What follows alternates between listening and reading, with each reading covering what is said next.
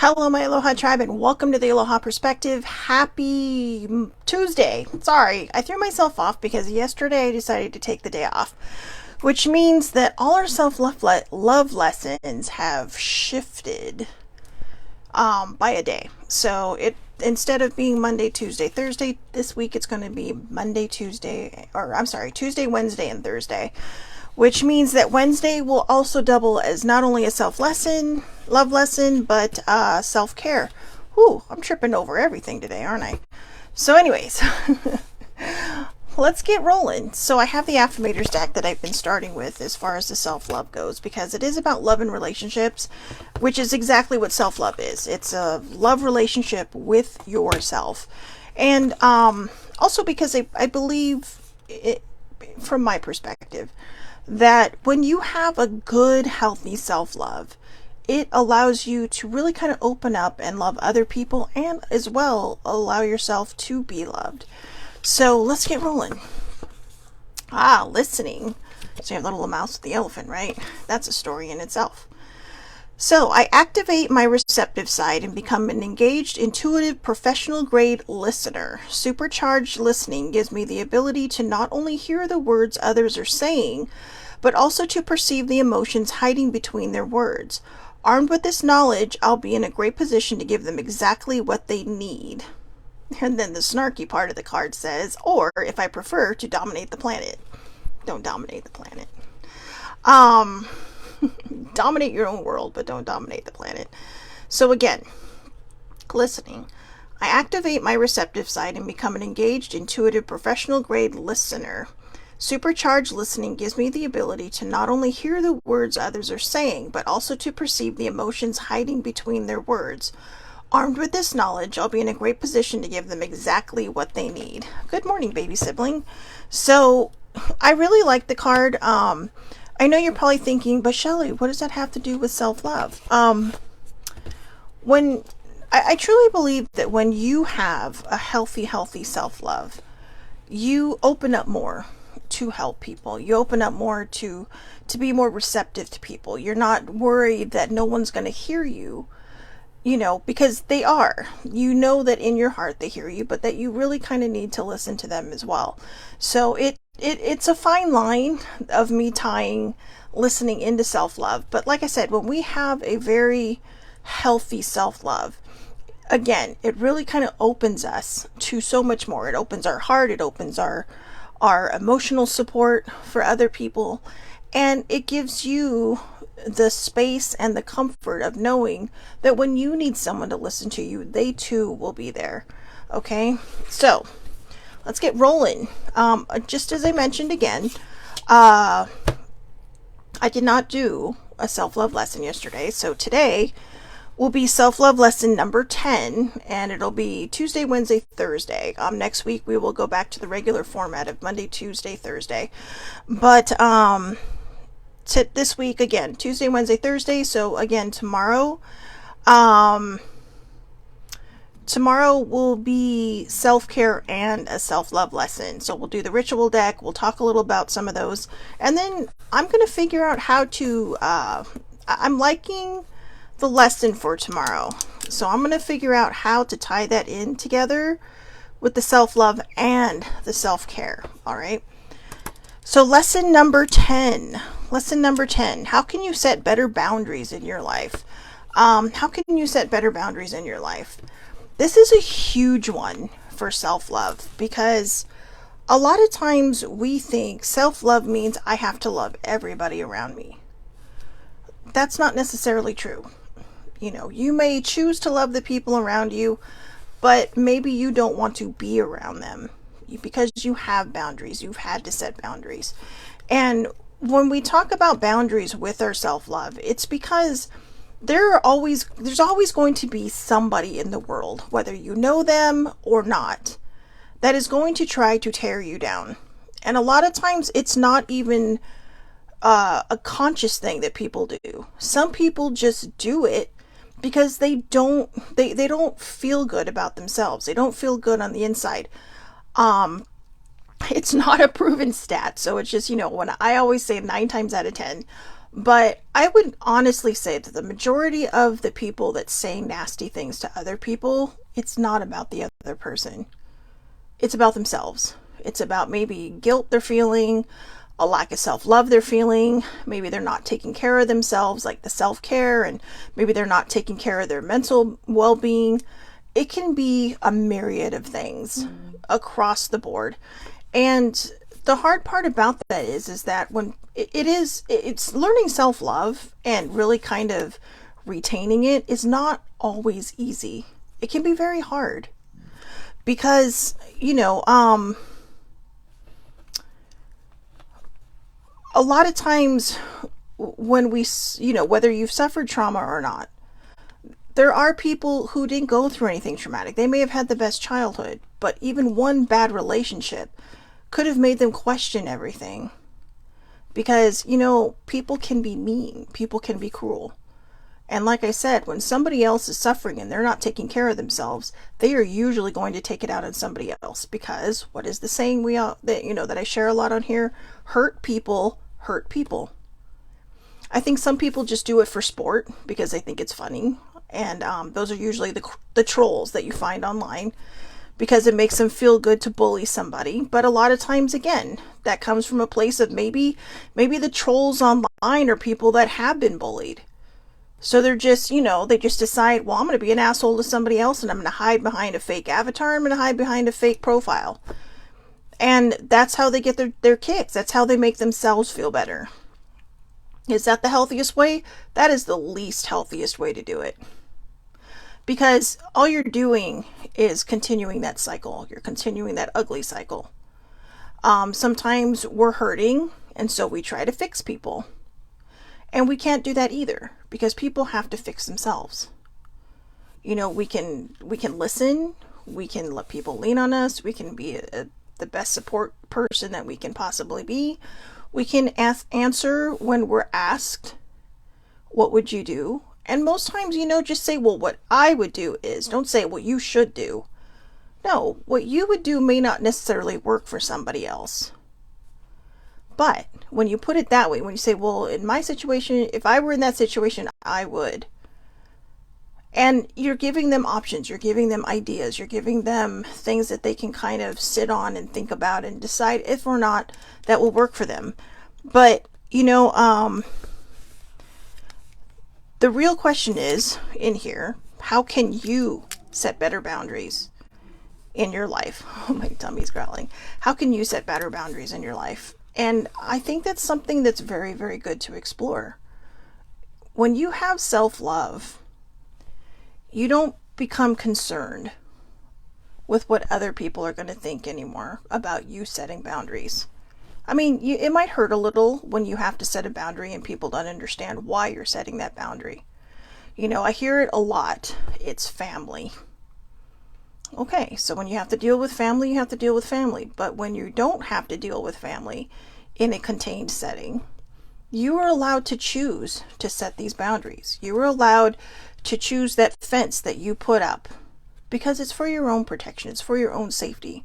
It's for your own well-being. Because what a lot of people don't understand is that unless somebody gets the help they need, they continue to be manipulative. They continue to, to manipulate the whole situation and everyone around them. They will play the pity card. They will play the poor me card. And that's not to say that people who do play the pity card or the poor me card aren't genuine. But when you don't change the behavior, that's when it becomes a problem. When you don't, and sometimes I think, if you're a person that someone is setting a boundary against, you have to ask yourself why. Why would somebody do that? What have you done? I mean, you may apologize over and over and over again, but if you do not change the behavior, what's the point of apologizing? Saying I'm sorry lets the person who's saying it off the hook more than it does help the person that they're saying sorry to, if the behavior doesn't change. It's a get out of jail free card for the person who's apologizing. But you have to change the behavior. So if you're the person, again, that someone has set a boundary against, you have to think about why. And you have to respect their space. It may not be something you agree with. It may not be something that you like. But our actions have consequences. And when it is a continued action over the course of a very long time, you can't expect people to just be okay. Because there's damage there. There's a lot of damage there. There's pain there. There's triggers there. Triggers are the worst. You know, you can heal all these sorts of damages, but triggers, they stay for a long time because, you know, there's so many different scenarios. You know, you can heal the main pain, but to me, in my personal opinion, the triggers are what are the hardest to get rid of, because it can be something so small. It can be something that maybe 2 days earlier never affected you, but maybe you're not feeling it your best self right at this moment. And the same thing can happen and it could just, bam, trigger you. And they come out of nowhere. You know, it's like walking through a park and getting hit upside the head by a ball. We'll make it a softball. So not a softball like, hitting, but I mean, we'll make it like maybe a soccer ball or a football. But, something that won't hurt as bad or damage you. But my point is that it's like getting hit upside the head when you're not looking. And that can be hard. That can be hard for a lot of people. That can be very painful for a lot of people. And so if you are a person that has had a boundary set against them, you just have to be patient. Just read the room, ride the tide, and just accept the fact that, things may or may not turn out the way you expect them to. Things may or may not turn out the way you want them to. It's just how it happens. It's just how life is. So again, how can you set better boundaries in your life? By being strong. Okay? By being strong. And here's the thing. If you're going to set a boundary, you have to be strong. That's why this particular thing is in the self-love lessons. Because it's teaching you that the self-love for yourself is more important than validating somebody's, potentially negative side. I'm trying to figure out how to put that, so maybe I'll circle back to that. But when you have full self-love, you start to understand that your energy, that your vibe, that your physical being, whether it's, the physical aspect of you or the mental aspect of you, doesn't have to deal with other people's bullshit. If somebody has hurt you over and over and over again and has consistently apologized and not changed their behavior, or have not taken accountability for their behavior, or try to manipulate you into thinking that you're wrong, then it is 100% okay to set boundaries. If you know someone who is basically a sociopathic narcissist, it is okay to set boundaries, because you're protecting yourself. You're protecting your mental state. You're protecting potentially your physical state. And you're reminding yourself that, hey, I have enough self-love in me that I don't need to deal with toxic behavior. Because when you get to the point where you are setting healthy boundaries, it's because you're dealing with someone with a toxic behavior. You're dealing with someone who's had problems.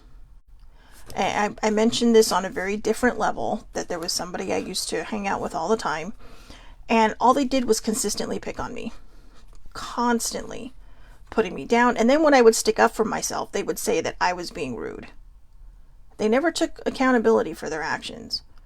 Even when I called them out on it, they never took accountability for their actions. They just said, well, you just kind of take it. And it's like, that's exactly what they said to me. Well, you just kind of sit there and take it. And it's like, a lot of times it's because I know that their home life wasn't the best.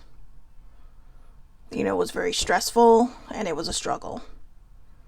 and just their personal life was a little bit up in the air and very chaotic and uncertain. And so a lot of times I would try to be okay and just take it until, sometimes when you're just, like I said, you're having a bad day and it becomes a trigger. And one day I was just like, you know what? I'm done. It's like I did. I just told him. I said, you need to stop, or this friendship is not going to be it's going to be a non-starter. It's going to end. And they didn't take well to that. And later, when I didn't see them all the time, they actually said, well, I guess we can be friends again now since I don't see you all the time. I'm thinking, when were we not friends? It's like we hung out all the time. We did this, that, and the other together. And it's just like all of a sudden, it's like, I guess we can be friends again. It's like, whatever. I just kind of rolled my eyes and thought, whatever. But I still keep my healthy boundaries in place, because I don't need people making me feel bad about myself. For the first half of my life, I've done a good enough job doing that myself. I don't need people reinforcing that. And you don't either. If you're a person who's like me and you spend, a lot of your waking moments trying to figure out, what is good about you instead of just realizing that you are an amazing human being. When you spend all that time, because when you're trying to figure out what's good about you, you're basically saying you're not worth it. And you are worth it. I'm here to tell you that you are worth it. Because I spent so many years thinking I wasn't. And I wasn't raised that way. I was raised to be confident and to believe in myself. But life takes funny turns. And life throws a lot of curveballs at you. And it doesn't care what age you are when it does it. And you can either get up to the plate and get hit by the ball over and over and over again, or you can start learning how to hit it or move out of the way. Curveballs aren't easy. They're not easy to hit. That's why pitchers throw them. But when you practice over and over and over again, like I said, you either learn how to hit the ball or you learn how to duck or get out of the way so that you're not hit by it. And that's the same way as setting boundaries, and that's the same way as, protecting yourself from people's toxic behavior. You are an amazing human being. You are awesome. And even if I don't know you and you're watching this, you have a light that the world needs to see. You have a light that needs to shine. And a lot of times, bad energy is going to come flying at us because it doesn't want you to shine your light. It doesn't want you to realize this beautiful human being that you are. This amazing, awesome, beautiful human being that you are. Amazing human being. Your soul. And they will send toxic people your way to keep that light from shining. And that's one of the things that I live in my purpose, is to help people light their light. Just as people in the past helped me light mine. And, sometimes I like to say I feel like a lighthouse or a beacon. Or just, there's a term for it, a light worker. You don't have to follow any specific certain type of belief to be a light worker. You can follow anything you want, because a light worker is not about religion. It's not about metaphysical beliefs. It's about being who you are and giving the world your best self, while also showing yourself how amazing you are. By saying, hey, you know what? I'm awesome. So if you struggle with that and you're struggling with the self-love, and maybe if you're new to this, and you haven't watched, I do suggest going back through the first ones, actually to the week before self-love started, because I was laying the foundation, a very sturdy and solid foundation, so that the house of self-love would not crumble on top of it. That, the foundation wouldn't crumble beneath the house, I should say. And that's what I want for everybody. It's time to start shining our lights and to remind ourselves that when there's a negative thought in our head, if you have to, take a beat. Take a deep breath before you let it become a true thought, or before you say it out loud. I am the queen at self-sabotaging. I am the queen of self-destructive behavior. And over the weekend, I decided, as I kind of came to the end of a certain type of journey I was on, that that's not the person I want to be. I want to be confident. I want to feel good inside of my body. I want to feel good in this life. I want to feel like there's something I can do to make a difference. And it finally felt like my self-love was kicking in. But I'm still stumbling. And I'm still having these moments where it's kind of like, where I have self-doubts. And so, as I've mentioned in the past when we started these self-love lessons and building the foundation of it, I'm doing this along with you. Again, for those that have already seen it and for those that might be new, this is the third time I'm doing this, and it's the first time that it's actually making an impact in my life. Or on my life, however you want to put it. So, remember the listening card that we talked about. When you have self-love, you embody a certain type of behavior that allows you to be there for other people. But it also allows you to listen to yourself. Listen to your spidey instincts. If you believe in spirit guides, listen to your spirit guides. If you have a higher power, listen to your higher power. If you are asking them a question, don't expect to get the answer you want to hear. Expect to get the answer you need to hear. It may not always be what you want to hear, all right? And that's happened to me many times. I put things out there, and sometimes it felt like I would get whapped upside the head, and then I realized, oh, this is the lesson I needed. Obstacles are lessons, if you choose to see them that way. Obstacles are there to teach us how to, kind of hurdle certain difficulties in our life. And when you get better at hurdling these things, you also get better at setting boundaries with people. Because you stop worrying about what other people around you might think. Be comfortable in the person that you are. That's what the self-love is all about. When you know you're a good person and you know that you do your best to put your best out into the world, and that's not, again, I just want to add a side note to that. That's not going to happen every day. Some days we're just going to be like, nope, can't do it. I had a nope day yesterday. Yesterday was a super nope day. It was like, I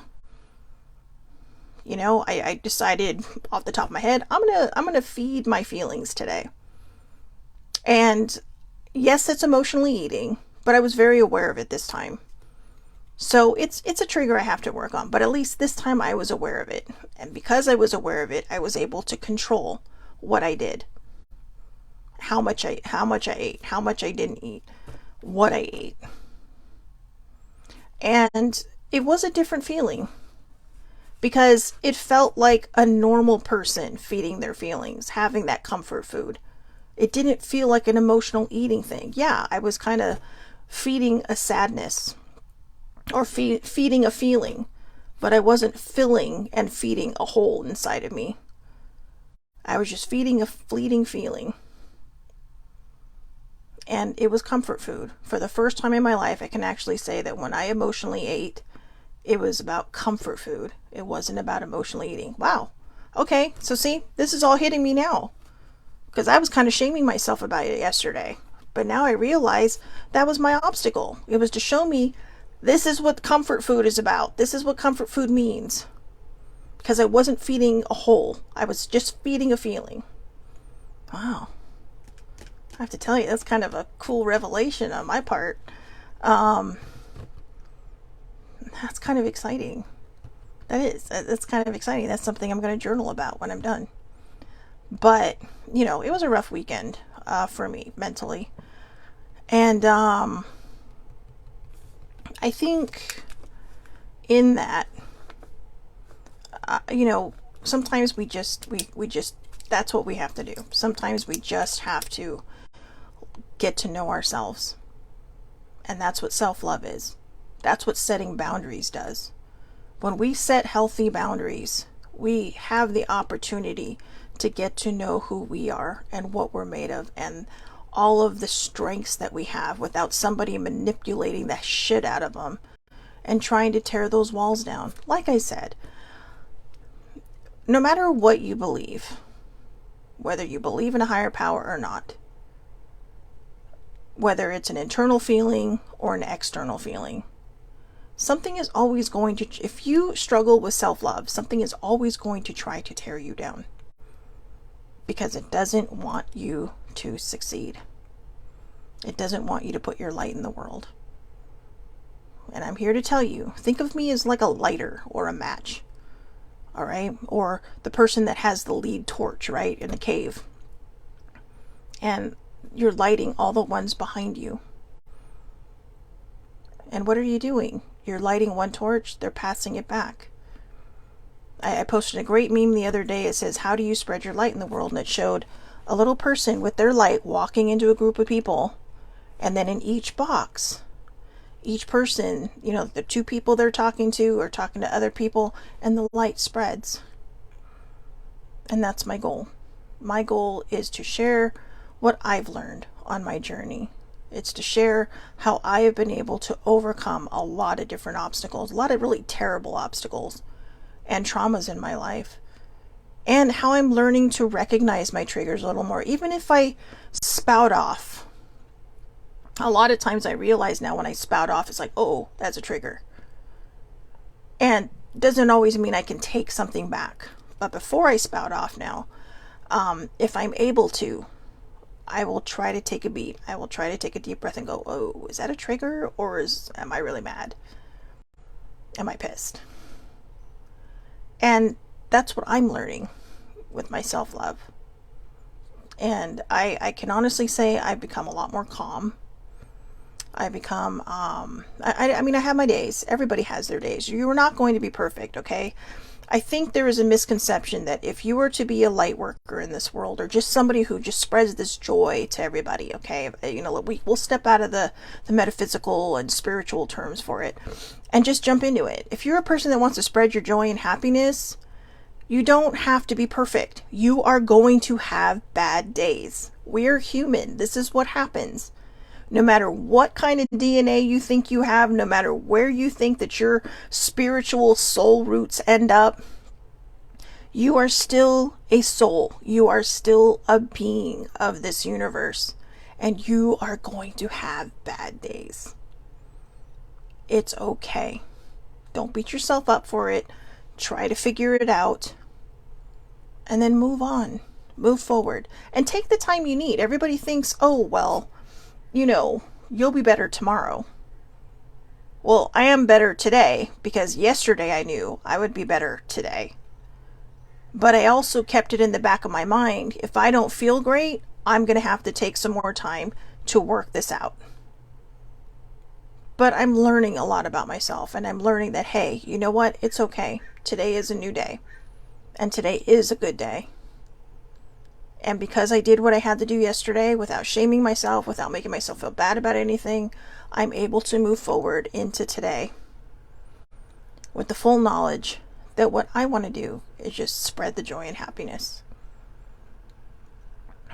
And going back to the question that we had about boundaries, sometimes that's what you have to do to protect yourself, so that you can spread that joy and happiness, so that you can learn self-love, so that you can feel good about yourself without somebody making you feel bad, or somebody manipulating you into feeling bad for them because they want what they want and they're not getting it. It takes a lot of strength to set boundaries, and it's not always easy. And there are going to be times when you're going to feel like you need to cave in. Do what's best for you. Okay, I can't tell you which way to go. Every individual is an individual. You have to make your own choices.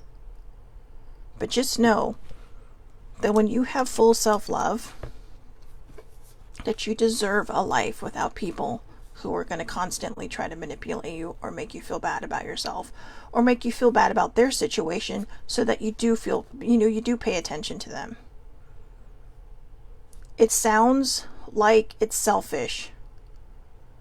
And I think a lot of people would say that boundaries are selfish, but they're not. Setting healthy boundaries is self-preservation. It's self-love. It's saying, I don't need to deal with toxic bullshit anymore.